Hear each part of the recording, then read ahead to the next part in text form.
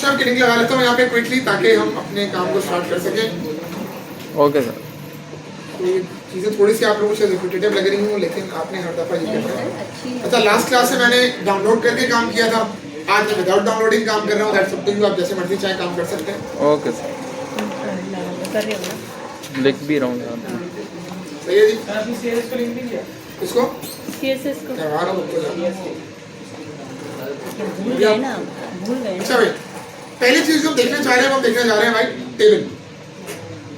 अच्छा, टेबल हम सब लोग पढ़ चुके हैं HTML के अंदर, और कॉलम आज सब आ रहे हैं माशाल्लाह। आखिर में सीट लेके बैठ गया भाई।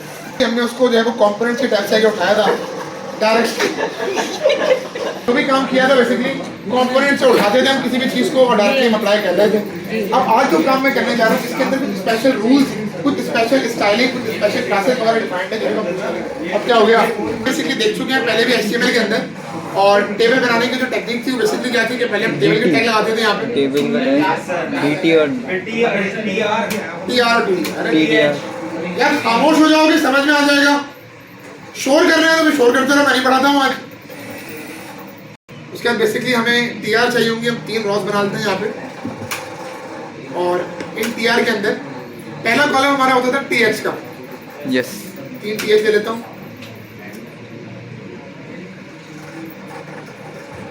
ठीक है। अच्छा, पहली हेडिंग यहाँ पे मैं बना रहा हूँ लेट्स से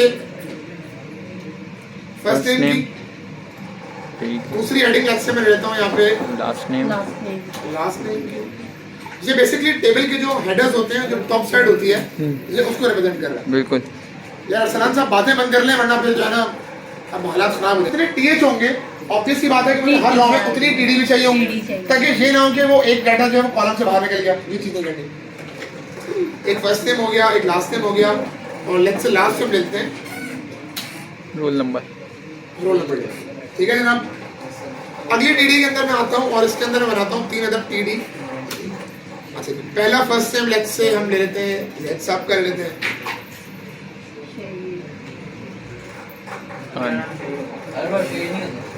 और रोल नंबर लेट्स से मिलते हैं, ये कोई फ्रेंड।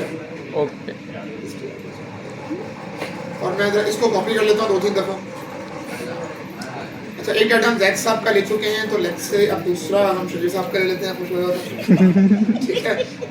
और इसका रोल नंबर हम करते हैं 119 420 नहीं, वो ज़्यादा हो जाएगा, ठीक है जी। एक और हम लेट्स से ले लेते हैं यहाँ पे,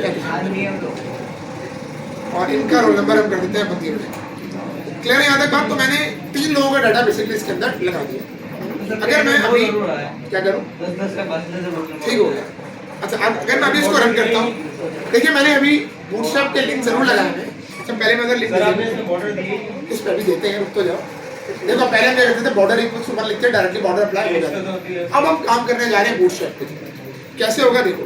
अच्छा, मैं 2 मिनट के लिए नहीं, बूटस्ट्रैप के लिंक जरा हटा रहा हूँ।